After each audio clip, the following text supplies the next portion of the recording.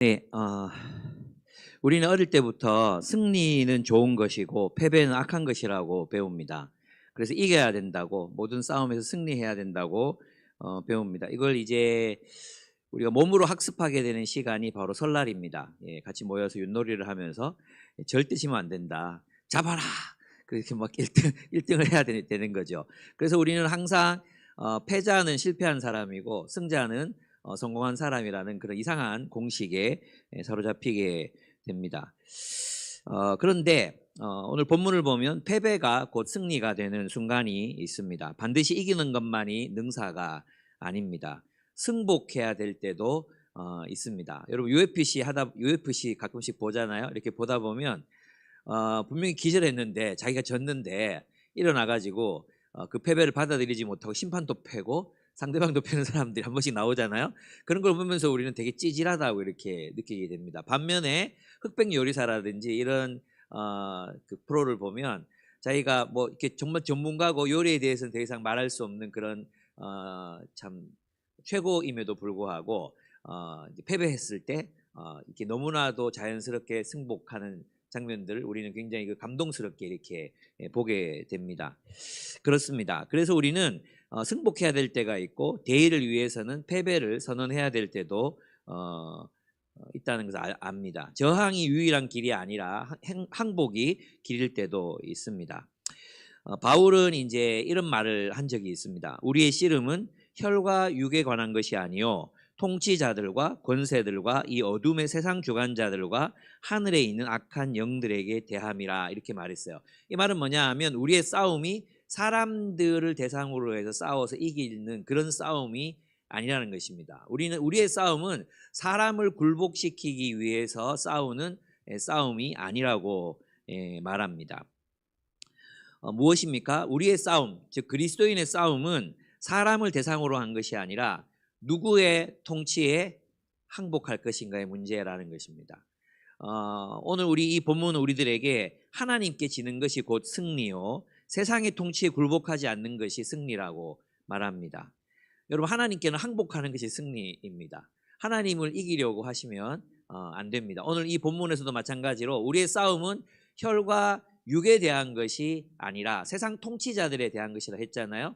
그러면 우리의 승리는 누구의 통치에 순종했는가가 우리의 승리를 가름한다는 거죠. 우리가 하나님의 통치에 순종했다면 우리의 삶의 상황이 승리적인 상황이든지 패배하는 상황이든지 간에 상관없다는 거예요. 꼭 트로피를 들고 하나님께 영광을 돌려야 승리가 아니라 그 자리에 서지 못하더라도 하나님의 뜻에 순종하며 살았다면 우리는 승자가 되는 것입니다. 우리의 기준은 다른 거예요. 세상과 완전히 다른 기준으로 우리는 우리의 성패를 가늠합니다. 하나님께 지는 것이 승리입니다. 세상의 통치에 굴복하지 않는 것이 바로 승리입니다. 이것의 의미를 알았던 사람들이 바로 여호수아 시대에 있었어요. 그래서 저는 여호수아기 9장과 10장 그리고 라합이 나오는 그 본문이 얼마나 아름답게 여겨지는지 모릅니다. 이 기브온 족속은요, 이스라엘과 가나안 땅의 이 전쟁이 단순히 이스라엘과 가나안 족속의 싸움이 아니라 여호와의 통치와 우상 숭배라는 그 체제와의 싸움임을 깨달았던 그런 지혜로운 종족들이 바로 기브온 족속이었다는 것입니다.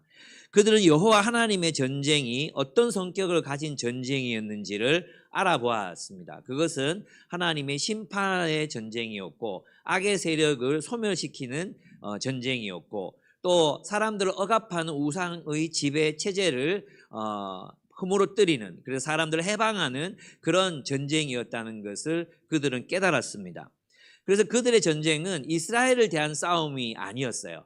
이스라엘과 싸우려고 나온 것이 아니라 하나님과 가나안을 지배하는 신들과의 전쟁이라는 사실을 깨달았고 어떤 체제가 인간을 행복하게 만드는가에 대한 싸움이라는 것을 그들은 이해했다는 것입니다. 그런 면에서 기브온 족속은 굉장히 대단한 그런 공동체였다고 할 수 있습니다. 그래서 그들은 그 전쟁의 속성을 알아보고 여호와 하나님 편에 서서 성전에서 여호와 하나님을 섬기는 종이 되기로 결정합니다. 그래서 그들은 여호와 하나님께 항복하기를 선택함으로써 승리한 사람이 되었던 것입니다. 여러분은 누구랑 싸우고 계십니까? 예. 하나님과 싸우시면 안 됩니다. 하나님께는 항복하셔야 됩니다. 여러분들은 사람과 싸우고 계시지 않습니까? 이기기 위해, 굴복시키기 위해, 패배시키기 위해 살고 계시지는 않습니까? 우리의 이 마인드셋이 굉장히 이제 승패, 내가 이기려면 저 사람이 져야 내가 이기는 거야라는 이상한 마인드셋을 가지고 있거든요. 근데 우리가 하나님 앞에 항복하면 모두가 승리하는 승승의 그런 현실을 우리의 현실로 받아들일 수 있습니다. 근데 우리는 이제 약간 뭐라 그럴까요? 세뇌되어 있는 거죠. 나와 디베이트하는 저 사람이 져야 내가 이긴다고 생각하고, 나랑 싸우는 저 사람이 나한테 패배해야 내가 이긴다고 생각하는 거예요. 아니에요. 우리의 승리는 하나님의 뜻을 실현했는가에 있어요. 내 주장이 받아들여졌는가, 내 의견이 관철되었는가, 그것이 승리와 패배를 가름하는 것이 아니라 내가 하나님의 뜻대로 살았는가, 하나님의 뜻을 실현했는가, 그것이 더 큰 의미의 싸움이라는 것입니다. 그렇습니다. 그래서 그리스도인들은 이건 굉장히 이제 오해가 될 만한 그런 말인데요. 이런 말이 있습니다. 그리스도인에게는 국가가 없다는 것입니다. 왜냐하면 그리스도인은 국가에 충성하지 않거든요. 이데올로기에도 충성하지 않습니다. 회사에도 충성하는 사람들이 아닙니다. 그리스도인이 심지어 자신의 의견과 자신의 주장에도 충실한 사람들이 아닙니다. 그는 하늘에서와 같이 하나님의 뜻이 이 땅 우리의 현실 속에서 이루어지기를 선택하는 사람, 즉 하나님의 승리를 바라는 사람들이 그리스도인입니다. 우리는 무엇 때문에 싸웁니까? 하나님이 이기시는 싸움을 하기 위해 싸웁니다. 우리의 전쟁은 혈과 육에 대한 것, 사람을 굴복시키고 사람을 패배시키고 내 주장을 관철하는 싸움을 하는 것이 아니라 정사와 권세, 이 땅을 지배하는 지배 체제와 싸우는 것이라 했잖아요. 결국 그 지배는 내가 누구의 지배를 받을 것인가? 하나님의 통치가 실현되게 하는 것, 그것이 바로 승리라는 거예요. 여러분, 이런 관점을 가지면요, 내가 토론에서 졌든 내 주장이 관철되지 않았든 또는 내 뜻대로 세상사가 굴러가지 않아도 좀 편안하게 받아들일 수 있습니다. 좀 편안해집니다. 하나님의 뜻이 이루어지면 되잖아요. 그죠? 내가 자존심 상할 필요 없잖아요. 내 의견이, 내 주장이 내가 꼭 내가 승리하지 않았다고 해서 내가 사라지는 게 아니잖아요. 나는 하나님 안에 있는데, 우리는 우리 자신의 의견과 우리 자신을 동일시할 때가 얼마나 많은지 모릅니다. 우리 자신과 우리 자신의 의견은 다른 건데 자꾸 우리는 우리 의견이 무시당하면 내 존재를 거부당한 것 같은 그런 착각에 빠질 때가 정말 많다는 거예요. 중요한 건 뭐예요? 나의 의견과 그의 의견, 또 너의 의견이 다 합해져서 하나님의 뜻을 이루잖아요. 하나님의 뜻을 찾기 위해서 우리가 함께 토론하는 거잖아요. 우리가 그런 제3의 대안이 있다는 걸 믿고 함께 토론하고 나누면, 그러면 기쁘게 그런 결정들을 받아들일 수 있게 돼요. 우리 이제 바울산지에 이제 목회적으로 생각해 보면 여러 가지 토론들이 있습니다. 여러 가지 논의들이 있습니다. 굉장히 때로는 우리를 불편하게 하고 힘들게 하고 이런 논의들이 있습니다. 그죠? 그래서 우리 함께 열심히 토론했고 어떤 한 방향으로의 결정이 내려진 것 같아요. 그렇다면 우리는 이제 여기에 대해서 생각해야 합니다. 무엇 때문에 마음이 상할 것인가? 우리는 누구에게 굴복할 것인가? 하나님의 뜻이 어떻게 우리 공동체를 위해서 실현될 것인지를 이제 바라볼 수 있는 좀 여유로운 마음들이 좀 우리들에게 있었으면 좋겠어요. 우리 교회는 항상 그랬지만 뭐 정해진 게 없어요. 늘 바뀌어요. 이렇게 가다가도 이 길이 아닌가 왜 돌아가자고 돌아갈 수 있는 교회예요. 정해진다고 막 이렇게 막 그쪽으로 막 밀어붙여 가는 교회가 아니잖아요. 그래 하다 보면 또 부작용이 나오고 뭐 또 더 나은 길이 생기면 바꾸면 돼요. 하나님의 뜻을 찾아가면 된다니까요. 그런 의미에서 오늘 우리 이 본문이 기브온 족속들 그리고 다른 여호수아 이 공동체가 자신들의 길을 어떻게 찾아갔는가, 또 어떻게 하나님의 뜻을 이렇게 찾았는지를 한번 살펴보는 굉장히 재미있을 것 같다는 생각이 들었습니다. 이 기브온 사람들의 선택을 한번 보겠습니다. 여기 이제 1, 2절을 보시면 요단 서쪽, 그렇게 요단 서쪽이면 이제 지중해 쪽에 있는 그 요단강이 중심을 이렇게 흐르고요. 그다음에 지중해 쪽에 있는 그 땅들을 말하거든요. 거기에 있는 나라들은 모두가 6개 부족, 6개 왕국이 이스라엘에 맞서기로 뜻을 모았습니다. 이건 너무나 자연스러운 반응이었을 것입니다. 그들은 이 싸움이 이스라엘이라는 적과의 싸움이라고 생각했습니다. 그들에게 이 전쟁은 이기면 막대한 전리품을 획득하게 되는 그런 전쟁이었고, 지게 되면 자신들이 모든 걸 잃어버리게 되는 생사가 걸린 그런 싸움이라고 생각했을 것입니다. 사실 이것은 있잖아요. 공격자나 수비하는 사람이나 사실 상관없어요. 이 고대 시대의 전쟁은 전리품 획득이 이제 목표였기 때문에 누가 이기면 다 갖는 그런 싸움이었어요. 이런 싸움이 늘 빈번하게 해마다 이루어졌던 세계가 고대 사회였습니다. 그렇습니다. 이렇게 세상 사람들의 너무나도 자연스러운 상식의 관점으로 보면 어떻습니까? 삶이란, 인생이란 싸워서 이겨서 획득해야 되는 과정이라고밖에 볼 수가 없는 거죠. 그죠? 그래서 이것은 세상 사람들의 관점이에요. 너무나도 자연스러운. 그러니까 많이 빼앗아서, 많이 획득해서, 많이 가져서 다른 사람들보다 더 잘 사는 이것을 승리라고 보는 관점 속에서 우리는 살아가고 있습니다. 세상을 이렇게 보면 인생은 이겨야만 하는 전쟁이 됩니다. 그런데 다르게 생각하는 공동체가 있었습니다. 그것과는 전혀 다른 선택을 한 공동체가 있었어요. 바로 기브온 사람들이었습니다. 기브온 사람들의 공동체였습니다. 히위 족속이었던 이 기브온 사람들은 다른 결정을 내립니다. 그들은 이스라엘과 싸우는 싸움을 선택하지 않습니다. 이 싸움이 이스라엘이라는 적과의 싸움이라고 생각하지 않았어요. 그들은 이스라엘이 아니라 주 하나님께 항복하기로 결정합니다. 이스라엘에게 항복하는 게 아니라 하나님께 항복하기로 결정했던 것입니다.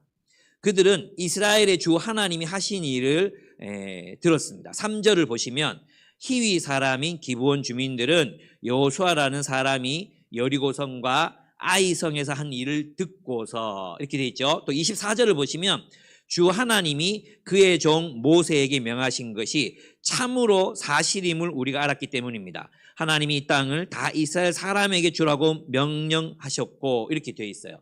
그러니까 이 사람들은 하나님께서 이스라엘을 어떻게 출애굽시키시고 또 홍해를 건너게 하시고 요단을 건너서 여리고와 아이성을 무너뜨리게 하셨는지 그것을 다 듣고 이 싸움의 주체가 누구인지를 또 무엇을 위한 싸움인지를 깨달았다는 거죠. 여러분 상식적으로 생각해 보면 어떻게 히브리 노예들이 국가 노예로 아무런 자기를 방어할 수 있는 수단들조차 갖지 못했던 그런 국가가 이들 노예로 삼았잖아요. 이 노예들이 어떻게 이집트를 탈출하고 이집트를 멸망시킬 수 있었겠습니까? 불가능한 일이잖아요. 자주 말씀드리지만 이 지역의 이 당시의 신과는 지역신 개념이었다고. 나일강을 지배하는 하피신은 나일강을 벗어나면 아무런 힘이 없어요. 예. 공기의 신 누트는 이 공기를 떠나서 대륙이나 산에서나 또 바다에서는 아무런 힘을 발휘할 수 없어요. 그리스 로마 신화도 마찬가지예요. 포세이돈 얼마나 힘 있는 신입니까? 바다에서는 얼마나 강력한 신입니까? 그러나 육지로 나오면 개껍데기예요. 아무것도 아니에요. 아무것도 아닌 게 되는 거예요. 그런데 이 기브온 사람들은 계속 생각한 거죠. 아니 저 히브리 노예들이 힘도 없는 것들이 이집트를 어떻게 멸망시키고 홍해를 건넜지? 저 신은 어떤 신이야? 하늘의 신, 땅의 신, 광야의 신, 산의 신, 바다의 신. 그는 진짜 신이야 라는 이야기를 그들이 결론을 내린 거야. 그러니까 이건 있잖아요. 어떤 기브온 족속의 한 수장만 이런 결정을 내린 게 아니라 뒤에 가보면 어떻게 돼 있냐 하면 우리 주민들과 장로들이 우리를 파견했다. 가서 항복하라고. 근데 여러분 이 기브온 족속은요 10장에 나오지만 그들은 모두 용사다 이렇게 돼 있어요. 인구도 적지 않았어요. 지금 보면 기럇 여아림부터 시작해가지고 4개의 성읍에 흩어져서 살아갔던 굉장히 강력한 부족이었거든요. 강력한 종족이었어요. 그리고 용사라는 말 어떤 데 쓰느냐 하면 전쟁 경험이 있는 전사들을 용사라는 말을 써요. 그러니까 이 사람들이 항복하기는 쉽지 않은 거죠. 이 사람들이 항복을 선택하는 이스라엘만 봤다면 그들은 항복할 이유가 전혀 없었던 거예요. 그런데 이 당시의 세계관에는 신이라는, 자신들을 지배하는 신이라는 개념이 들어가 있었잖아요. 그래서 이들은 모여서 아마 토론했을 거예요. 아니 도대체 우리 어떻게 해야 되냐. 아니 걔들이 계속해서 오더니 이 가나안이 목표인 것 같아. 그리고 요단 동쪽을 다 쳤어. 거기까지는 괜찮아. 이제는 요단강을 넘어가지고 난공불락의 성이라고 알려졌던 여리고가 무너졌대. 아이성이 그냥 다 초토화 되어버리고 말았대. 이제 다음 차는 우리야. 우리 6개의 부족 국가가 있지만 우리가 과연 이스라엘을 이길 수 있을까가 아니라 우리가 과연 저들의 신 여호와 하나님을 이길 수 있을까? 예, 그런 토론들이 있었던 거죠. 그리고 그들은 과감하게 자신이 섬기던 신, 그 신을 중심으로 한 문명, 문화, 국가, 체제, 그것을 버리고 여호와 하나님의 백성이 되겠다고 그들을 찾아갔던 것입니다. 그래서 엄청난 일이죠. 그러면 여기에서 여러분 포함되는 것들이 정말로 많이 있습니다. 그들은 정의로우신 하나님 앞에서 이 가나안 땅은 심판을 받을 수밖에 없음을 알고서 계략을 꾸밉니다. 그렇죠? 그래서 저 멀리 가나안이 아닌 먼 곳에서 온 것처럼 보이게 하기 위해서 빵은 곰팡이를 막 피우고, 그죠? 일부러 막 몇 달 전에 이거 해놨겠죠. 그래 곰팡이 핀 빵. 그리고 이제 옷도 막 이렇게 막 돌로 문질러 가지고 막 헤어지게 만들고 신발도 막 다 떨어진 것을 신고 그렇게 옵니다. 왜요? 왜 그랬냐 하면 하나님이 가나안 땅을 여호와 하나님이 가나안 땅에 있는 모든 거주민들을 심판하신다고 들었기 때문에 자기들은 가나안 땅 거주민이 아니라고 꾸며야 되는 거예요. 그래서 가나안에서 멀리서부터 온 것처럼 자신들을 꾸미고 우리는 당신들의 종이 되겠다고 결정했어요. 이것은 어떤 한 왕, 부족장, 장로만의 결정이 아니라 우리 기브온 족속 전부가 함께 토론하고 함께 열심히 정말 싸워서 결국은 이런 결론을 내리고 우리가 그런 결론을 내렸습니다. 하고 와서 하나님의 백성이 되기로 선택한 것입니다. 여러분 이렇게 결정하려면 기브온 사람들은 무엇을 포기해야 했습니까? 그들이 그 땅에서 섬기던 신, 그건 절대적인 가치였잖아요. 그걸 포기해야 돼요. 그리고 그 신화가 만들어낸 가치관, 사회적 체제, 그죠? 지배 체제, 이 모든 걸 다 포기해야 돼요. 심지어 뭘 포기해야 됩니까? 기브온 족속 중에서 누리고 있었던 지위, 재산, 명예, 이 모든 걸 다 포기하고 우리는 하나님의 백성이 되겠습니다. 종으로라도 사용해 주십시오. 그렇게 항복하러 왔던 거예요. 이것을 성경적인 의미에서 뭐라고 합니까? 회심이라고 합니다. 회심.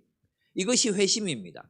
회심은 내가 세상 속에 속해서 살아가고 있었던 그 세계, 그 하나님 없이 구축된 세계, 그걸 우리는 세상이라고 부릅니다. 하나님 없이 구축된 그 세계에서의 나의 지위, 나의 위치, 또는 나의 어떤 명예, 내가 누렸던 모든 특혜, 가치관, 상식, 이 모든 걸 내려놓고 하나님의 세계 속으로 들어가서 하나님과 하나님의 백성이 되어 살아가겠다는 결단, 하나님의 말씀에 순종하며 살아가겠다는 결단이 뭐예요? 회심이에요, 회심. 그래서 기브온 족속들은 함께 집단적으로 하나님께로 돌아온 그런 집단 회심을 보여주는 사람들이었다고 할 수 있습니다. 그들은 여호수아를 만나서 그들의 종이 되겠다고 말합니다. 그 본문 읽어보면 그들이 여호수아에게 대답하였다. 종들은 주 하나님의 명성을 듣고서 아주 먼 곳에서 왔습니다. 우리는 주님께서 이집트에서 하신 모든 일을 들었으며 또 주님께서 요단강 동쪽 아모리 사람의 두 왕 헤스본 왕 시온과 아스라수에 있는 바산 왕 옥에게 하신 일을 모두 들었습니다. 그래서 우리 땅에 살고 있는 장로들과 모든 주민이 우리를 이리로 보냈습니다. 우리 기브온 주민은 종이 될 각오가 되어 있다는 것을 말씀드리고 우리가 평화조약을 맺어달라는 부탁을 하려고 길에서 먹을 양식을 준비해 가지고 이렇게 왔습니다. 이게 9절에서 11절에서 이렇게 고백하고 있습니다. 그렇죠. 그들은 그들의 부족주의, 자신들이 섬기는 신, 국들과의 관계, 그리고 자신들의 지위마저도 다 포기하고 온 하늘과 온 땅의 주님이신 여호와 하나님이 참 하나님이심을 믿고 그에게 복종하기로, 그가 만들어가는 나라, 그가 만들어가는 어떤 새로운 세계, 그리고 하나님 나라라는 비전, 그것에 동의해서 하나님의 백성이 되기로 선택한 거예요. 여러분 이들의 이 선택이 있잖아요. 우리는 살기 위해서 그냥 그저 이렇게 선택을 한 것이라고 생각하기 쉽거든요. 어차피 우리 다 질 건데 그게 아니었다니까요. 기본 족속은 용사들이었다니까요. 그리고 인구도 만만치 않았다니까요. 4개의 성읍에서 거주하고 있었다니까요. 그러니까 굉장히 세력이 있는 그런 곳이었어요. 그리고 있잖아요. 이럴 수 있잖아요. 살다 보면 이스라엘이 약해질 때가 있었잖아요. 약해질 때. 이스라엘이 약해지고 아시리아의 침공을 받고 바벨론의 공격을 받을 때 있었잖아요. 그죠? 그때도 이 사람들은 여전히 하던 일을 합니다. 이제 포로기 이후 문서에 가면은 이 사람들은 느디님이라고 불러요. 느디님. 그 느디님이 뭐냐 하면 받쳐진 자라는 뜻이거든요. 그들이 기브온 족속을 나중에 느디님이라고 불러요. 근데 이 사람들은 포로기 이후에도 여전히 존재해요. 어떻게 했느냐? 성전을 재건하는데 가장 먼저 앞장섰던 사람들이 느디님들이었어요. 그러니까 이들의 회심은 그냥 단순히 생존을 위한, 살기 위한, 위기를 모면하기 위한 그런 게 아니었다는 거예요. 진짜 생각을 해본 거예요. 진짜 이 신은 누구인가? 누구길래 노예들을 위한 나라를 세우려 하시는가? 노예를 해방시켜서 나라를 세우려고 하시는가? 저 대제국 이집트에서 노예를 해방시켜 새로운 나라를 세우려 하시는가? 그리고 이 땅에 왜 하나님이 통치하시는 나라를 세우려 하시는가? 그들은 수많은 결론을 통해서 이 신이야말로 참 신이시구나. 그러나 우리는 당신들 나라에서 나무 패고 물 깃는 종으로라도 살겠다는 결단으로 왔던 것입니다. 성전의 문지기라도 내가 하면서 살겠다. 그러면서 주민들이 보냈다는 거예요. 정말 기적 같은 일 아니에요? 믿을 수 없는 사건이 이 시대에 일어났던 것입니다. 그렇습니다. 이것이죠. 결국은 무엇입니까? 우리는 하나님의 뜻, 하나님의 통치, 하나님의 나라가 실현되기를 원하는 사람. 결국 우리가 바라야 될 진짜 승리는 하나님 편에 서서 하나님의 승리를 위해서 싸우는 사람이 될 때 참된 승리자가 될 수 있다는 거죠. 그러니까 뭐 해야 돼요? 하나님께는 항복해야 돼요. 하나님께는 항복. 하나님과 싸우지 마요. 하나님의 뜻을 구하는 사람이 되세요. 우리의 싸움은 진영의 싸움이 아니에요. 우리의 싸움은 나의 주장을 관철시키기 위한 싸움도 아니에요. 우리의 싸움은 나의 이익을 보존하기 위한 싸움도 아니에요. 우리의 싸움은 하나님의 뜻이라는 우리를 훨씬 초월해 있는 하나님의 뜻, 그것을 실현하기 위한 싸움이 되어야 한다. 하나님의 뜻을 쫓아야 돼. 근데 우리는 어떻게 싸웁니까? 자기 의견, 자기 진영, 자기 숲, 자기 산지. 우리는 거기에 갇혀 있거든요. 있잖아. 이게 우리가 컸다 뿐이지, 우리가 싸우는 모습들을 보면 우리 청소년들하고 똑같아요. 우리 청소년들, 우리 맨날 수련회 가면 이런 걸로 싸우거든요. 분명히 청소하라 그랬어. 설거지 해놓으라 그랬더니 목사님이 이제 각자, 여기는 식당이 따로 없어가지고 이제 가끔씩 우리가 이제 같이 그 방에 있는 사람들끼리 떡볶이 같은 거 해먹고 청소를 시켰거든요. 청소시키고 설거지 시켰어. 근데 이제 다 했겠지 하고, 다 했겠지가 아니지. 의심이 돼가지고 문을 딱 열어봤는데 이 설거지거리가 산더미같이 싱크대에 그대로 놓여 있는 거예요. 야, 니들 왜 설거지 안 해? 그러니까 한 명이 저는 했는데요 이러더라고. 왜 안 하고 있어? 나머지 사람들이 뭘 해야지. 그러니까 얘들이 저도 다시 가위바위보 해서 다시 해야 된대요. 그래가지고 뭐 거의 울상이 돼 있는 게 무슨 뜻이냐 하면, 아침 설거지를 위해서 가위바위보를 모두가 모여가 한 거야. 그래서 지가 져가지고 설거지를 했는데 그럼 점심때 빼줄 줄 알았는데, 니도 다시, 이 확률 게임이기 때문에 니도 다시 해야 된다. 니도 다시 가위바위보 해야 된다. 이래가지고 여기가 삐진 거야. 그래가지고 이 진도가 안 나가고 있었던 거지. 이게 말이 됩니까? 말이 돼요? 말도 안 되잖아요. 그래가지고 얘 빼고 니들끼리 가위바위보 다시 해서 설거지 다시 해. 안 그러면 너희들 다 저녁 굶을 줄 알아. 그러고 내가 협박하고 나와서 결국은 하면서 자기들끼리 이렇게 했단 말이에요. 가만히 생각해봐요. 얼마나 웃기는 일이 일어났는가. 진짜 가짜잖아요. 우리도 그랬을까요? 나는 안 그랬던 것 같은데. 여러분도 안 그런 것 같지만 우리도 분명히 그랬을 거예요. 남자 아이들이 사춘기 때 제일 중요한 거 공정이거든요. 공정. 형이 한 번 설거지하면 동생이 한 번 해야 돼. 2번 하면 막 난리가 나요. 난리가. 이 남자아이들이 그렇거든요. 여자애들 초등학교 5학년 그 방에 딱 갔는데 깨끗해. 한 명이 와서 내가 할게 막 해. 내가 도와줄게. 야, 진짜 이 모집 애들 지금 이것들을 안 해. 그래가지고 있잖아요. 정말 웃겼거든요. 이런 모습들이 우리에게도 여전히 뭐 명분과 이런 거를 포장하지만 여전히 우리에게도 우리 나름의 정의라는, 그죠? 우리 나름의 공정이라는, 우리 나름의 그런 것들 가지고 우리가 마음 상해하고 속 상해하고, 나는 했는데 가위바위보 다시 하라 그래요. 저 새끼 저거 진짜 나쁜 놈이에요. 막 이거 싸우고 막 이런 일들이 우리 안에도 여전히 일어나고 있을 수 있다는 거죠. 어른이 돼서 똑같다는 거예요. 예. 우리 부부 사이에도 그렇거든요.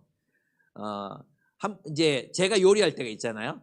그러면 당연히 기대하는 거죠. 설거지는 아내가 할 거야. 그리고 아내가 요리하잖아요. 아내는 당연히 또 기대하는 거죠.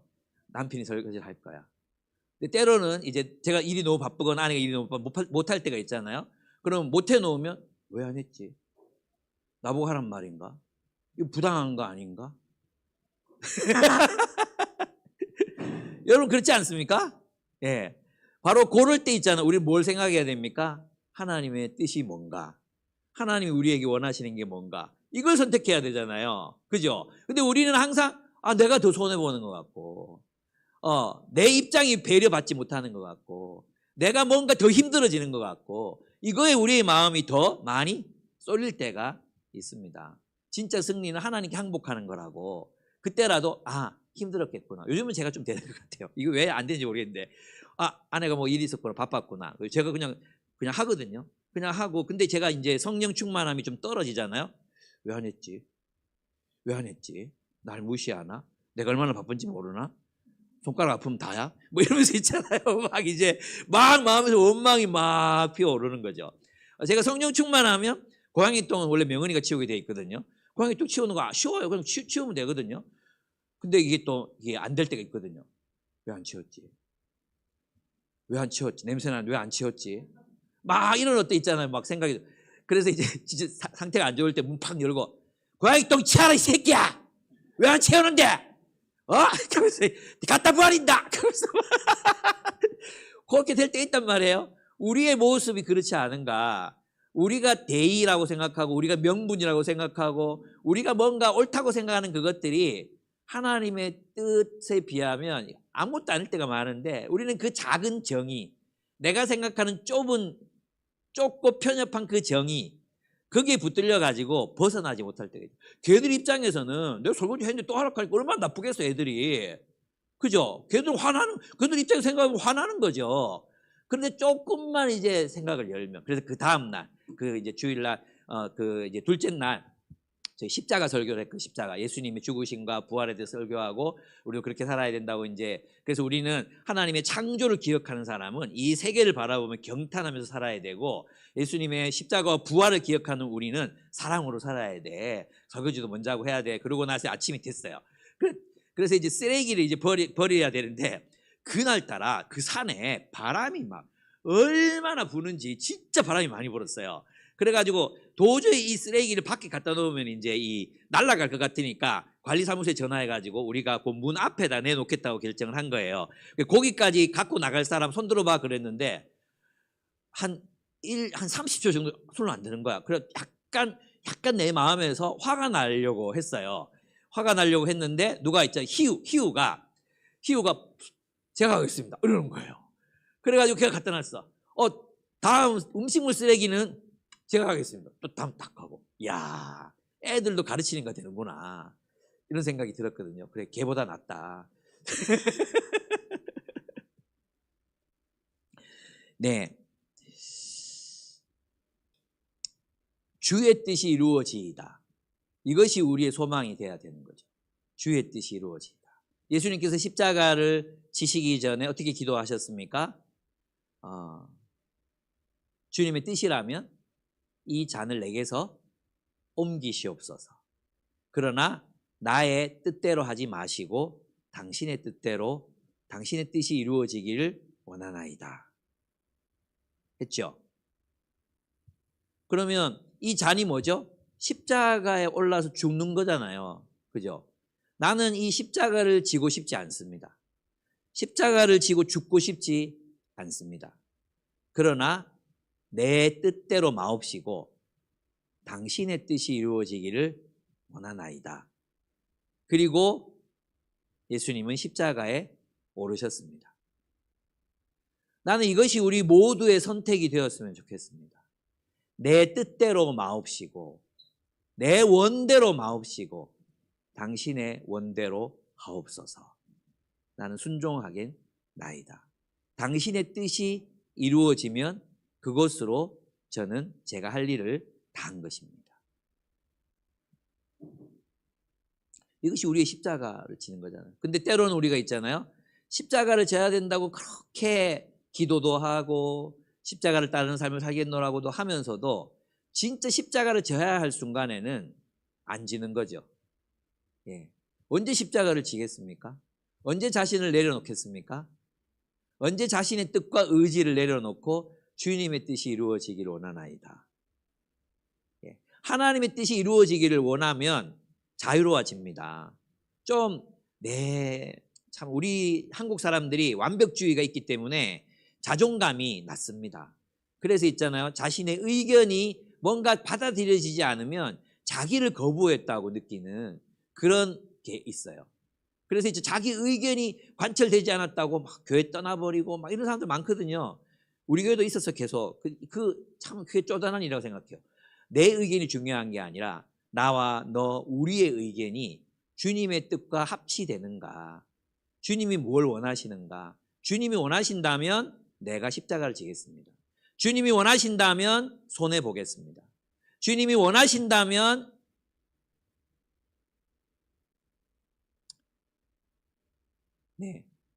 그 다음 말이 생각이 안 나요. 그렇습니다. 우리가 싸워야 될 대상들은 사람이 아니란 거예요. 사람과 싸우는 게 아닙니다. 진정한 승리는 상대를 굴복시키시는 것이 아니라 하나님의 위대한 통치 앞에 나를 온전히 항복시키는 데 있습니다. 먼저 하나님의 뜻을 분별하고 그 뜻에 복종하는 것, 그것이 진정한 승리라는 것입니다. 기브온 주민들이 자존심을 버리고 주의 제단 아래 엎드려서 종이 되기를 선택했듯이 우리는 그러한 길을 순복의 길을 걸을 수 있는 사람들이 되기를 바랍니다. 그렇습니다. 결국 우리 그리스도인이 이기느냐 지느냐가 아니라 누구에게 복종하며 살아가느냐를 선택하는 사람들입니다. 내 뜻이 꺾이는 자리, 곧 그 자리가 하나님의 뜻이 세워지는 자리일 수 있음을 기억하셔야 합니다. 그리고 내 뜻이 관철되지 않더라도 하나님은 당신의 계획과 목적을 이루어 가실 것입니다. 우리의 허물마저도 합력해서 선을 이루게 하시는 하나님을 찬양하고 신뢰하고 나의 옳음이 아니라 주님의 이름을 지키는 일에 우리들이 함께 헌신했으면 좋겠습니다. 여러분, 여기에 대해서 이제 이스라엘이 이제 대응을 하는데요. 이 본문에 보면은 이제 기본 사람들이 우리 좀 받아줘 이렇게 했잖아요. 그랬는데 여기 중요한 구절이 나오죠. 이제 9절입니까? 9절에 보면 14절이면 14절을 보시면 이스라엘 사람들은 어떻게 해야 할지를 주님께 묻지도 않은 채 그들이 가져온 양식을 넘겨받았다 이렇게 이야기합니다. 묻지도 않은 채 실수했죠. 이스라엘 사람들은 하나님께 어떻게 해야 할지 물어야 돼요. 우리의 승리는 주님의 뜻을 실현하는 거기 때문에 항상 뭐 해야 돼요? 주님의 뜻이 무엇인지 물어야 돼. 왜냐하면 우리의 승리는 하나님의 뜻을 행하는 거거든. 그죠? 그러니까 하나님 뜻을 물어야지. 하나님 뜻을 안 묻는 순간 우리는 뭐가 돼요? 내 뜻대로 행하게 되잖아요. 그걸 실패라고 부르는 거예요. 성경에서는 실패라고 부르는 거예요. 그러면 그렇죠. 그래서 이스라엘 사람들 물었어야 되는데 묻지 않은 채 어떤 마음이 들었겠습니까? 되게 불쌍해 보이기도 하고, 그죠? 얼마나 불쌍했겠어요. 막 다 떨어진 옷 입고 와가지고 몇 달 동안 막 걸어온 것 같아. 곰팡이 빵도 막 다 썩었어. 그래서 자기들한테 와서 내가 항복하겠다고 얘기하니까 우쭐해지기도 했을 거예요. 자만심에 부풀어 올랐을 거예요. 받아주자, 그죠? 받아줍시다. 이렇게 된 거야. 그렇습니다. 회중의 지도자들은 그 조약을 지키기로 엄숙히 맹세합니다. 이것이 바로 그들의 실수였습니다. 기본 사람들에게 완전히 속아 넘어간 것이었습니다. 속아 넘어갔지만 이것은 굉장히 좋은 결과였다고 할 수 있습니다. 그래서 우리는 모든 일들을 시행하기에 앞서서 하나님께 묻는 과정을 거쳐야 합니다. 즉 우리의 이익이나 우리의 뜻이 관철되는 것이 목표가 아니라 하나님의 뜻이 무엇입니까? 라고 묻는 과정이 우리에게 먼저 필요합니다. 하나님 뜻이 뭘까요? 하나님 무엇을 원하실까요?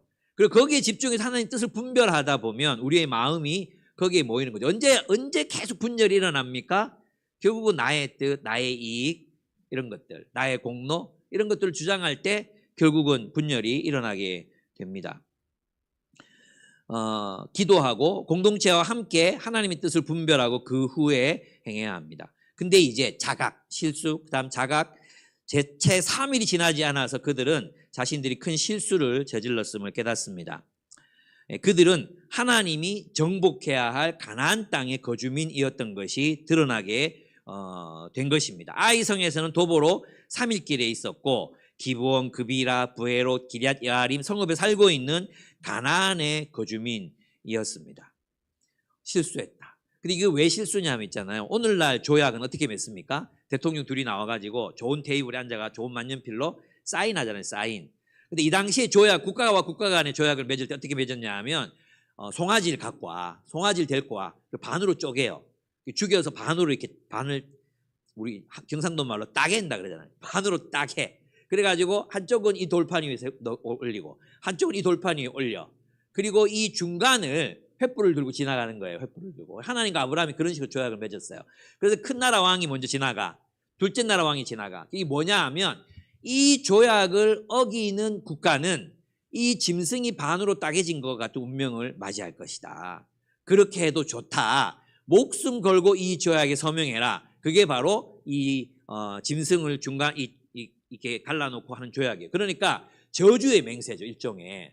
근데 하나님 앞에서 이스라엘 백성들이 하나님 앞에서 하나님의 이름으로 이 조약을 맺었잖아요. 그럼 이 조약을 깨면 하나님 앞에서 하나님의 이름으로 저주를 받게 되는 거죠. 그죠? 그러니까 이 두 조약, 하나님과 맺은 언약, 그건 뭡니까? 가나안 땅의 진멸 전쟁을 통해서 하나님의 심판을 시행하리라 하고 하는 그 조약도 있고, 사람들과 지금 속아서 맺은 조약이지만 사람들과 맺은 조약이 있어. 내가 너희를 보호하겠다는 조약도 있어. 그러면 여러분이 여호수아라면 어떻게 결정했겠어요? 여러분이 여호수아라면, 상상력이 빈곤한 우리라면 어떻게 결정했겠어요? 대부분 어떻게 결정하겠어요? 속였잖아. 이 새끼들 속였잖아. 알았으면 다 뒤졌지. 이러면서 이제 우리가 어떻게 했겠어요? 죽입시다. 이거 거짓말 아닙니까? 죽입시다. 이게 일반 상식적인 결론 아니겠습니까? 그죠? 좀 더 상식적이라면 어떻게 했겠습니까? 얘들을 다시 돌려보냅시다. 다시 돌려보내고 니들 그거 가 있어라. 우리 그거 쳐들어가서 다 죽일 거니까 그거 가 있어. 준비해. 이게 또 말도 안 되는 그 상식이겠죠. 근데 여호수아는 어떤 것을 선택합니까? 그들과의 약속을 지키면서도 하나님과 맺었던 언약, 진멸 전쟁에 대한 언약을 지키는, 그것을 실현하는 방식으로 어떤 제안을 합니다. 그죠? 그 제안이 뭐였습니까? 그 제안이 뭐냐 하면 이들을 보호하되 이들을 하나님의 성전을 섬기게 하는 종으로 삼는 거예요. 예. 그러면 어떻게 됩니까? 이들이 하나님의 성전에 들어서 하나님의 제단을 섬기게 되잖아요. 그러면 진멸 전쟁의 목표가 뭐예요? 진멸 전쟁의 목표가 우상이 지배하는 체제를 무력화하는 거잖아요. 그리고 그 땅에 하나님의 통치를 실현하는 게 진멸 전쟁의 목적이란 말이에요. 그러니까 학살이 목적이 아니란 말이에요. 그죠? 여호수아서 9장과 10장이 우리에게 보여주는 게 뭐냐 하면 여호와의 진멸 전쟁, 이 진멸이라는 용어는 그 땅을 지배하던 지배 권력의 모든 지배력을 무력화하는 걸 진멸이라고 얘기했거든요. 그런데 여호수아는 이들을 하나님의 성전을 섬기는 사람들로 삼음으로 말미암아 진멸 전쟁의 목적을 이루게 되는 거죠. 그래서 저는 이것을 창조적 순종이라고 불러요. 창조적 순종. 하나님의 뜻에 순종하는데 이런 상상력이 필요하다는 거예요. 현실 속에서 하나님의 뜻을 이루어 가려면 이런 상상력과 지혜가 필요해. 여러분, 오늘날 우리 한국 기독교의 이런 편협하고 약간 진짜 문자주의적이고 그리고 이게 너무 이제 좁은 그런 식견이라면 어떻게 했겠습니까? 거짓말 했잖아요, 이 새끼들. 다 데리고 와. 다 죽여. 그리고 쳐들어가자. 이게 너무 상식적이잖아요. 그죠? 근데 여호수아는 그렇게 하지 않습니다. 하나님 앞에서 분명히 실수했어요. 실수했지만 사람들 앞에서 신의도 지켜야 되고, 그리고 하나님 앞에서 맺은 언약도 지켜야 되는 창조적인 지혜로 자신들이 하나님의 뜻에 순종합니다. 근데 놀랍게도 하나님이 이걸 받아요. 놀랍게도. 기브온이 나머지 이제 기브온이 여기 아까 6부족이 있었다 했잖아요. 그 부족 중에 한 부족인데 배신을 했잖아요. 그래가지고 이 5부족이 기브온을 치려고 전쟁을 하려고 하는 거예요. 그때 여호수아가 이스라엘 군대를 데리고 나가서 그들을 보호해 줍니다. 놀랍죠? 또 하나 있어요. 여러분, 사울이 왕이 됐잖아요. 사울은 민족주의자였거든요. 그래서 있잖아, 약간 트럼프 같아. 그래, 이민자들 막 죽이고, 진짜 너무, 얘는 지금 황제가 되려고 하는 것 같거든요. 비슷한 일이 사울 시대에도 있었어요. 사울이 지배할 때 사울이 군사를 동원해서 기브온 사람들을 학살합니다. 기브온 사람들을 학살해요. 그랬는데 있잖아요, 하나님께서 어떻게 하시느냐 하면, 그래, 잘했다가 아니었어요. 어떻게 하신지 아십니까? 그 예루살렘에 가뭄, 3년 동안의 가뭄을 보내십니다. 그래서 다윗이 너무, 하나님 왜 우리가 뭘 잘못했길래 이렇습니까 할 때 사울이 그들을 학살했기 때문이다. 너희가 그들을 보호하겠다고 조약을 맺어놓고 그들을 학살했기 때문이라고 얘기하거든요. 그러니까 하나님 어떤 분인지 아시겠죠? 우리가 하나님의 뜻에 순종하는 데는 그냥 무지몽매함, 단순함, 편협함이 아니라 창조적인 지혜가 필요합니다. 하나님의 뜻을 이루는데, 그죠? 이것은 진멸의 목표, 진멸하라는 하나님의 목표를 성취하면서도 그들과의 조약을 지키는 쪽으로 이들이 이 조약을 하나님 앞에서 이 언약을 지키는 게 되는 거죠. 우리에게 이런 마음들이 필요합니다. 자각이 일어났고, 그 다음에 제안하죠, 제안. 그래서 여호수아와 지도자는 자기 실수 인정해. 그게 잘못한 거야. 잘못했다고 말하거든요. 그리고 나서 뭐 합니까? 그러나 우리가 하나님 앞에서 저주의 맹세를 했기 때문에 이 짐승을 쪼개고 이거 맹세를 했다. 그러니까 이걸 어길 수는 없다. 이걸 어길 수는 없다. 우리를 그들을 보호할 것이다. 대신에 그들이 지금 성전이 지어져 있지는 않지만 제단을 섬기는 종으로 삼자는 거예요. 이것도 굉장히 중요한 게 뭐냐 하면 사람들의 노예로 주지 않아요. 제사장 계급의 노예로 주거나, 그리고 좋아, 너희는 이스라엘 사람들의 노예가 되라, 이게 아니었어요. 기브온 족속은 사람들의 노예가 되는 것까지 각오하고 왔거든요.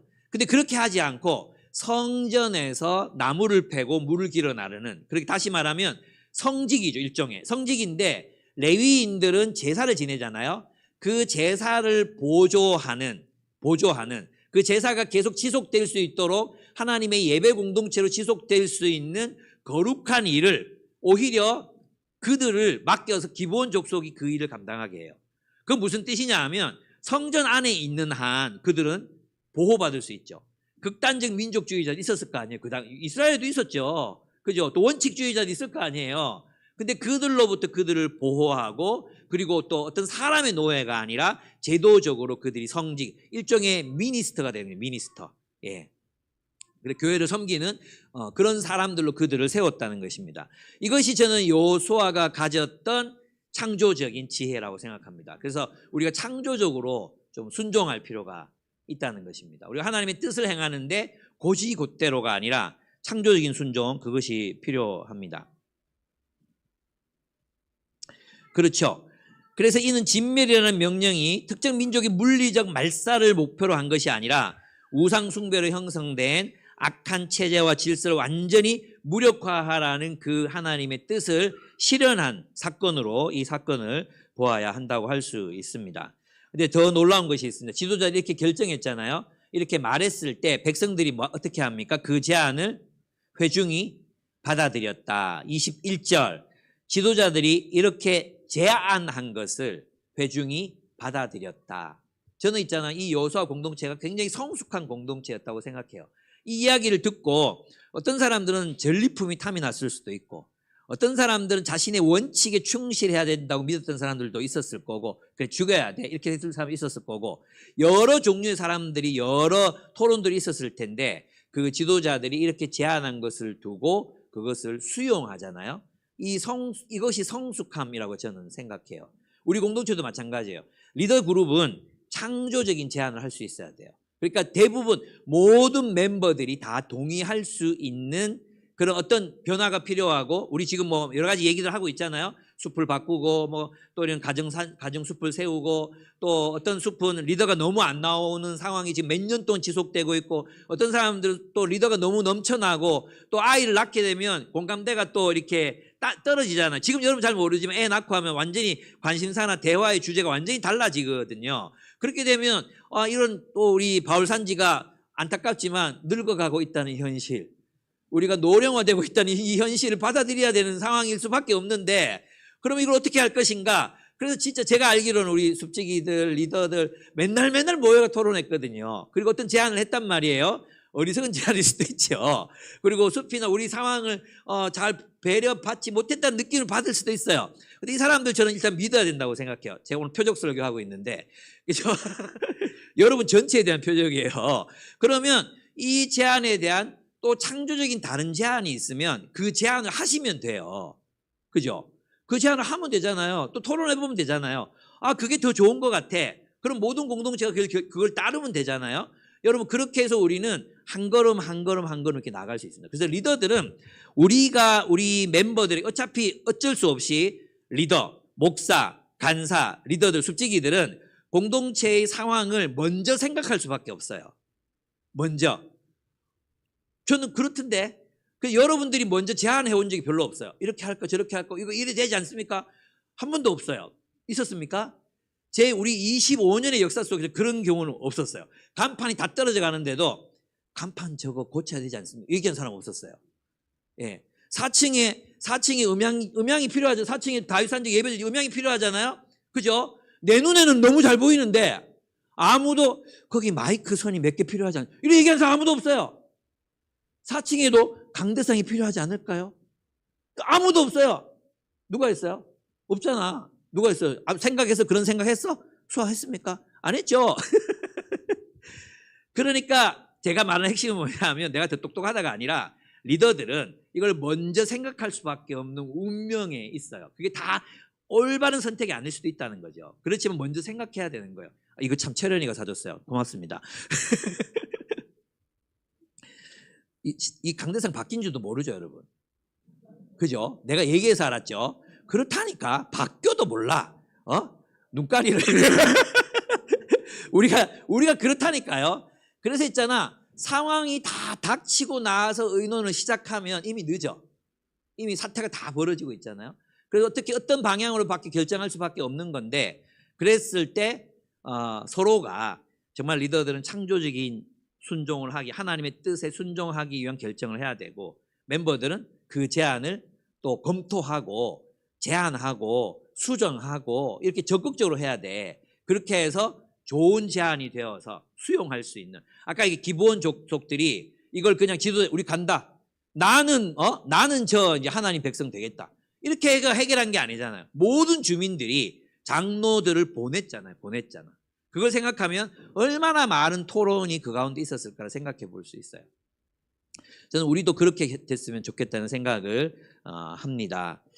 그래서 리더들은 그들의 실수에 대해서 실수할 수 있죠. 우리가 완벽한 결정을 할 수 없다는 것에서 우리는 실수를 늘 하게 돼요. 모든 리더십들이 모든 멤버들이 다 동의할 수 있는 이거예요 라고 할 수 있는 결정을 할 수는 없어요. 여러분 생각이 다 다르잖아요. 어떻게 모든 사람이 100% 만족할 수 있는 결정이 될 수 있겠어요? 된다고 믿으세요? 예? 예수님이 제안해도 그런 제안은 못해요. 예. 그러면 어떻습니까? 그 제안이 실수일 수 있고 그 제안이 결함이 있을 수 있어요. 예. 그렇지만 리더들은 그러면 이 결함을 어떻게 보완할지를 계속 생각해서 고민해야 되고 멤버들은 그럼 일단 한번 가봅시다. 토론해서 가봅시다. 또 이건 더 좋은 제안인 것 같은데 한번 논의해 봅시다. 이런 어떤 건설적인 그런 지혜가 모여져서 뭘 이루어야 돼요? 하나님의 뜻을 이루는 공동체. 내 요구, 내 필요, 내 욕망이 아니라 하나님의 뜻이 무엇인지 초점을 맞추고 함께 기도하고 함께 토론하고 함께 계속해서 고민하면 그러면 답은 나올 것 같거든요. 저는 우리가 그렇게 성숙한 공동체가 되었으면 좋겠다는 생각을 합니다. 이 말이 내가 어느 편을 드는 게 아니라 난 여러분 상황을 지금은 바울 산지 특별히 이제 뭐 요셉하고 여호수아는 그래도 대충 돌아가는 걸 알고 아는 사람들이 많으니까. 근데 바울 산지는 뭐 어째 돌아가는지 어떻게 결정되는지 솔직히 잘 모르겠어요. 중간에 이런 유혹도 생겼어요. 내가 이거 들어가서 한번 얘기해야 되는 거 아니야? 들어봐야 되는 거 아니야? 이런 유혹도 생겼는데 시간이 없었어요. 그래가지고 못 들어가 봤는데 어쨌든 지금 여러분이 어떤 결정을 하고 있지 않습니까? 잘 해나갔으면 좋겠습니다. 그 과정을 잘, 뭐 다르게 표현할 말이 없어요. 잘, 그냥 잘 이렇게 했으면 좋겠습니다. 그래서 정말 합력해서 선을 이루는, 하나님은 심지어 여호수아의 실책을 사용하시잖아요. 그래서 하나님의 뜻이 무엇이었는지 드러내셨잖아요. 그게 뭡니까? 진멸의 의미가 학살이 아니란 거야. 학살이 아니라 하나님의 나라를 세우는 결정이라는 거죠. 그래서 저는 하나님께서 여호수아의 이 결정을 보시고 기뻐하셨을 거라는 생각이 들어요. 잘 속았다. 그래, 살아야지. 너 참 잘 속아줬다. 그래서 하나님의 뜻이 드러난 사건이라고 보거든요. 그러니까 우리 하나님을 신뢰해야 돼. 하나님께서 우리의 잘못된 결정들, 잘못된 판단들을 오히려 선하게 만들어 가실 수도 있는 분이다. 이런 것들 여러분이 기억하셨으면 좋겠다는 생각이 듭니다. 네, 그렇습니다. 근데 또 하나의 전쟁이 있습니다. 여기까지만 하고 마치도록 하겠습니다. 또 하나의 전쟁이 있어요. 그것은 뭐냐 하면 우리 시대를 지배하는 영, 즉 사탄과의 싸움이라는 것입니다. 사탄은 어떤 존재이며, 창세기에서 보면 이 사탄은 어떤 존재입니까? 사탄은 하나님의 창조 세계를 파괴하고 하나님이 사랑하시는 사람들, 인류를 파멸시키려는 존재가 사탄입니다. 그래서 사탄은 태초에 에덴 동산에서 뭘 파괴했습니까? 사탄이 가장 먼저 파괴한 게 뭐였어요? 아담과 하와의 관계였습니다. 하나님과 아담의 관계를 파괴하고, 눈으로 드러난 것들은 아담과 하와가 어떤 관계였어요? 이는 내 뼈 중에 뼈요, 살 중에 살이라는 관계였잖아요. 근데 사탄은 이 선악과를 베어 물게 함으로 어떻게 됐습니까? 두 사람의 사이에 불신, 그리고 서로 관계가 끊어지게 만듭니다. 사탄이 하는 일은 뭐냐 하면 우리의 관계에 금이 가게 하고 단절되게 하는 겁니다. 그리고 하나님이 창조하신 이 피조 세계를 파괴하는 것이 사탄이 하는 일입니다. 그렇죠? 그러면 오늘날 우리는 이 시대에도 사탄은 활동하고 있습니다. 뭘 파괴하겠습니까? 우리의 관계를 파괴합니다. 우리의 관계를 파괴해요. 그리고 또 뭘 파괴합니까? 피조된 이 세계를 파괴합니다. 그래서 오늘 우리 시대의 정신은 사실 이제 적이 막 이런 막 이제 기본 족속 이스라엘 이게 대치하는 게 아니라 알게 모르게 세상의 정신의 시대 정신으로 표현되는 그 시대 정신에 우리가 정복당하고 있을 수도 있다는 거예요. 그래서 저는 있잖아요. 최근에 이제 경험의 멸종이라는 책을 재밌게 읽었는데, 여러분 그 이동진 씨가 책을 많이 읽고 매달마다 이제 뭐 좋은 책들을 소개해 주잖아요. 거기에 이동진 씨가 크리스찬인가 아십니까? 이동진이 누군지도 모르죠. 예, 이동진 씨가 영화 평론가인데 책도 많이 읽고 하는 굉장히 유명한 분이 계세요. 이분이 크리스찬이에요. 근데 이 소개하는 책들을 보면 굉장히 되게 좋은 책들을 많이 소개해 주거든요. 그중에 한 책이 경험의 종말이라는 책이 있어요. 경험의 종말. 저는 이 책에서 굉장히 많은 것들을 알게 됐어요. 그게 뭐냐 하면 오늘날 온라인 세계에는 우리의 관계를 파괴한다는 거예요. 어떤 식으로 파괴하느냐 하면, 그죠? 뭘 해야 되냐면 우리는 사람은 있잖아요. 대면해야 되는 존재래요. 대면. 얼굴을 보고 대화하고 같이 밥을 먹고 현실 세계 속에서 함께 교제할 때 사람은 행복해지는 존재래요. 그죠? 근데 우리는 온라인 세계에 이게 몰입하면 몰입할수록 뭘 잃어버리느냐 하면 개인화돼요. 그리고 사람의 표정을 읽을 수가 없어요. 여러분 오늘날 젊은 엄마 아빠, 여기 있는 부모들 얘기하는 게 아니고요. 잘못할 수 있는 게 뭐냐 하면 육아가 되게 힘들거든요. 그러니까 뭘 하냐 하면 아이들에게 엄마의 얼굴을 보여주기보다도 폰을 보여줄 때가 많아요. 폰을. 엄마의 얼굴을 봐야 되거든. 아이들일 수도 있잖아요. 아이들은 어머니의 표정을 보고 애가 뭘 느끼냐 하면 아, 내가 행복하구나, 내가 사랑받는 존재구나, 이런 걸 깨달아요.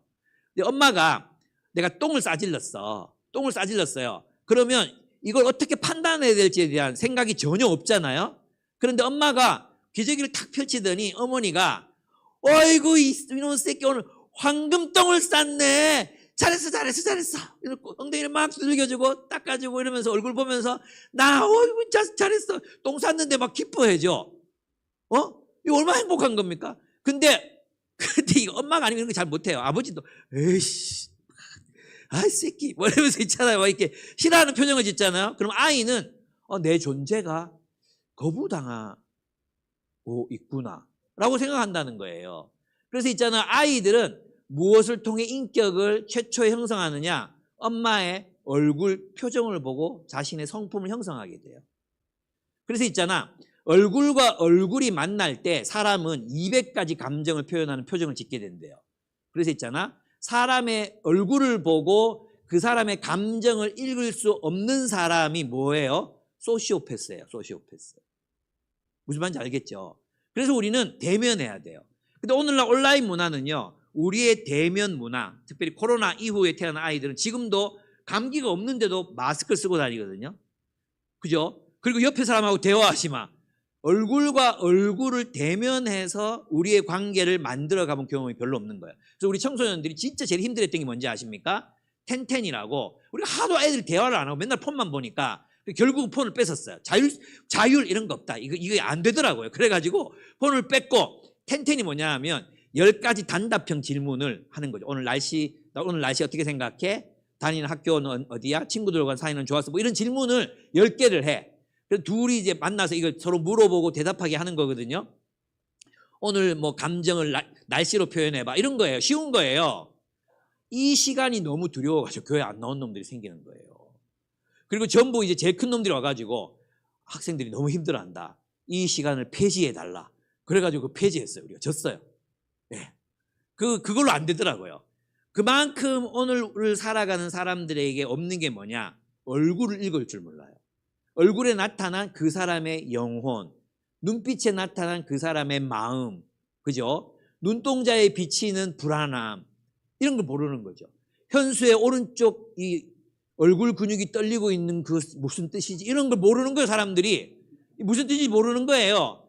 그게 뭐예요? 오늘날 온라인 문화가 우리를 어떻게 정복하고 있는 거죠. 정복하고, 스며들고 있어요. 근데 우리는 이 정복당하고 있다는 거 몰라. 우리의 관계가 알게 모르게 파괴되고 있다는 걸 모르는 거예요. 여러분, 우리는 얼굴과 얼굴로 현장에서 만나야 합니다. 어쩔 수 없이 온라인으로 갈 때가 있죠. 뭐 교육이라든지 이런 거 있죠. 그러나 우리는 여러분 잘하고 계신 거 있어요. 1대1로 만나서 같이 식사하고 폰에 올리잖아요. 예, 우리는 서로 만나야 합니다. SNS 너무 많이 하게 되면 문제가 뭡니까? 우리 아들놈들은 식기도를 안 해요. 식기도를 안 하는데 사진을 찍어요. 그래서 나는 이제 기도하고 밥 먹으려고 그러잖아요. 아빠 안 돼 그래요. 아니 몇 끼마다 사진을 찍냐. 내가 먹은 걸 기록해야 된대. 그러니까 뭐냐 하면 SNS에 올리기 위해서 현실을 사는 거예요. 무슨 말인지 아시겠습니까? SNS에 올리기 위한 현실을 사는 거예요. 예, 사진으로 보여주기 위해 운동하는 거예요. 저는 극단적으로 지금 얘기하고 있는 거예요. 극단적으로. 안 그런 측면도 많이 있어요. 예, 그렇지만 우리가 생각하는 게 뭐냐? 우리 이 시대에 사탄이 우리를 잡아삼키고 있는 전략이 뭐냐? 결국은 우리를 끝까지 온라인으로 몰아붙여가지고 대면, 얼굴과 얼굴로 눈동자와 눈동자가 마주쳐서 함께 이야기하는 관계를 끊어버리고 있다는 거죠. 두 번째, 우리는 장소를 잃어버리고 있습니다. 장소. 여러분, 추억은 있잖아요. 추억은 무엇과 관계되어 있습니까? 대부분 장소예요. 장소. 어디를 지나가고 나면 여기 엄마랑 같이 자전거 탔던 곳, 그죠?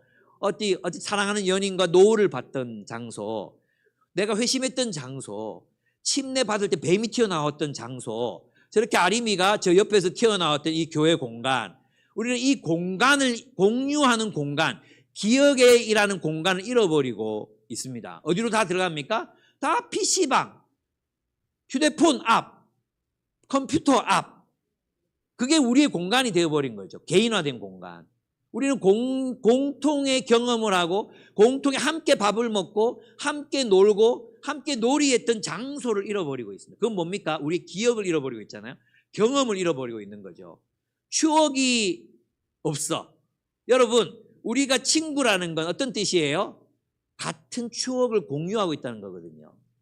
같은 장소에 대한 같은 경험을 공유하고 있다는 거거든요. 그래서 저는 여러분들이 많이 함께 여행했으면 좋겠어요.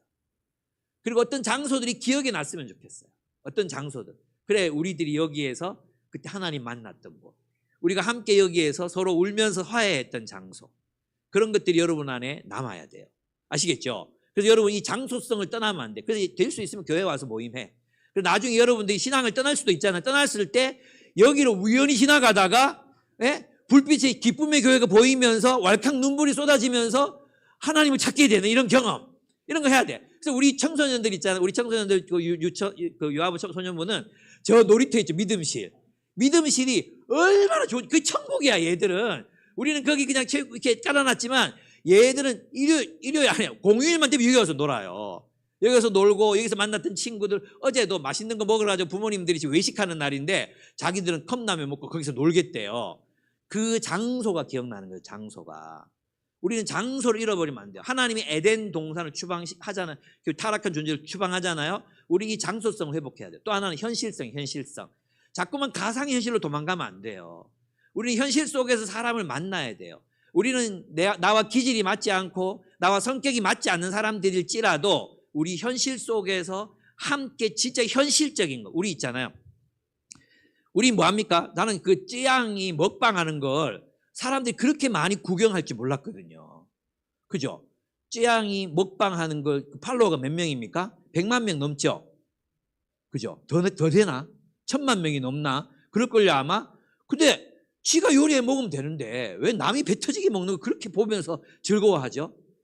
대리 경험이잖아요. 요즘 아이들은요, 직접 파도 소리를 듣고 바다를 보는 게 아니라 영상 속에 나타난 자연을 봄으로 자연을 처음 경험합니다. 이 피조 세계를 현실로 받아들이는 게 아니라 가상의 공간에서 현실을 받아들이는 거죠. 그게 먼저예요. 그게 태블릿을 통해서 만나는 현실, 만화, 영상, 이런 것들이에요. 현실이 아니라. 여러분, 하나님께서는 이 세계를 창조하셨습니다. 우리가 맛보고 만지고 경험하고 향유할 수 있는 세계를 창조하셨습니다. 그래서 제가 아이들에게 가르쳤어요. 신앙인의 가장 첫 번째 반응이 뭔지 아느냐? 경탄하는 거라고. 경탄이야말로 하나님이 창조하신 이 세계에 대한 존중이라고. 하나님이 이 세계를 창조하셨어. 근데 우리가 이 세계에 대한 반응이 써써해요. 이런 식의 반응이면 되겠냐고. 나쁘지 않아요. 이런 식의 반응이면 되겠냐고. 노을이 질 때 하나님이 저 태양을 저 바닷속으로 가라앉히고 계시는 그 순간에 경탄해야 될 거 아니에요. 우와, 태양이 바다로 가라앉는다. 이 정도 경탄 나와야 될 거 아니에요. 썼어요. 나쁘지 않아요. 뭐 요리를 먹어도 아무리 맛있는 요리를 해줘도 별로 맛이 없어요. 이딴 식으로 살 거면 그냥 죽는 게 낫죠. 네. 인생을 왜 그렇게 삽니까? 왜 그렇게 재미없게 삽니까? 경탄도 습관입니다. 습관. 나쁘지 않아. 이것도 습관입니다. 습관. 여러분, 나쁘지 않은 게 아니라 우아하니 잘생겼다. 성을 얼마나 잘생겼습니까? 우아하니 정말 잘생겼다. 이렇게 해도 되잖아요. 거짓말이라도. 기본적도 거짓말 했는데 이렇게 거짓말을 이렇게 해도 되는데 우리는 목사님 눈이 어디 달리는지 모르겠다. 뭐 그걸 잘생겼다고 하나. 이런 식이에요. 우리는 대부분. 뷰 정도 안 되면은 그냥 못생긴 거야. 차은우 정도 안 되면 다 오징어야. 이런 식의 관점으로는 여러분 인생을 절대 충만하게 살 수가 없어요. 그죠? 그래서 우리가 창조주 하나님을 인정한다는 것, 창조주 하나님이 창조하신 이 세계를 존중하고 산다는 것은 이 창조된 세계를 경탄하고 우리의 관계를 소중히 여기고 직접 만나서 얼굴과 얼굴을 대해서 함께 요리를 하고 함께 공통의 체험을 하고 같은 장소에 현존하는 것, 저는 그것이 오늘 우리가 신앙을 지키는 길이라고 생각해요. 여러분, 우리는 알게 모르게 정복당하고 있습니다. 우리는 하나님의 뜻을 실현하는 사람들로 세상을 살아야 합니다. 승리하는 것, 이기는 것, 그것만이 능사가 아닙니다. 누군가가 나 때문에 패배해야 되는 게 아닙니다. 우리의 승리는 하나님의 뜻 가운데 살아가는 것입니다. 하나님의 뜻 안에 하나님의 통치를 향유하고 누리고 경험하며 사는 것입니다. 그래서 하나님이 주신 이 세계를 긍정하고 그 관계를 소중히 여기고 하나님이 주신 이 장소를 존중하는 그런 태도로 살아가는 것이라고 할 수 있습니다. 아멘. 그렇습니다. 결국 우리의 싸움은 사람이 사람과 맞붙는 싸움이 아닙니다. 누구의 통치에 복종하며 살 것인가를 묻는 싸움입니다. 오늘 기브온은 패배를 통해 생존을 얻었습니다. 항복을 통해 참된 주권자를 선택했습니다. 이스라엘과 여호수아는 실수했지만 그 실수를 하나님 뜻 안에서 책임 있게 순종했고 창조적인 순종으로 더 아름다운 결말을 만들어 내었습니다. 하나님의 뜻은 힘의 논리, 승패의 논리, 감정적 승리 이것이 아닙니다. 우상의 체제, 그걸 극복하는 것입니다. 그것을 무력화하는 것입니다. 나의 이기심, 나의 욕심이 만들어낸 그 세계를 내가 과감하게 버리고 하나님이 통치하시는 세계, 예수 안의 세계, 예수 안으로 들어가서 사는 삶이라는 것입니다. 그렇습니다. 다시 한번 반복합니다. 내 뜻이 꺾이는 자리가 곧 하나님의 뜻이 세워지는 자리입니다. 우리의 허물마저, 우리의 실수마저도 합력해서 선을 이루시는 하나님을 신뢰합시다.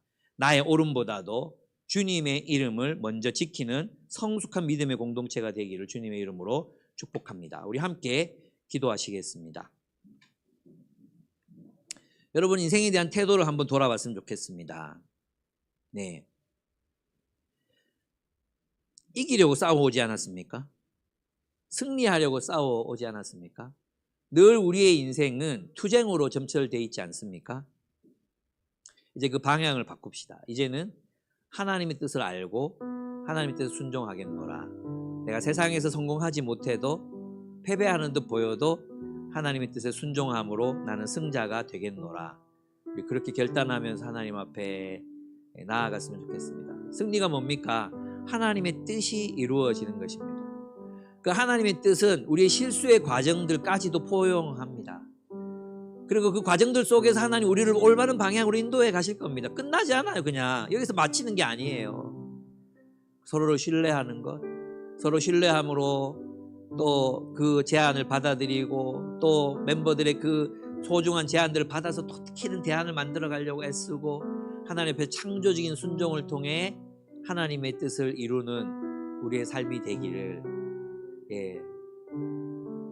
진짜 승리는 하나님 앞에 항복하는 건데 하나님 앞에 기꺼이 항복할 수 있는 우리가 되기를 그렇게 좀 기도드렸으면 좋겠습니다. 기도하겠습니다.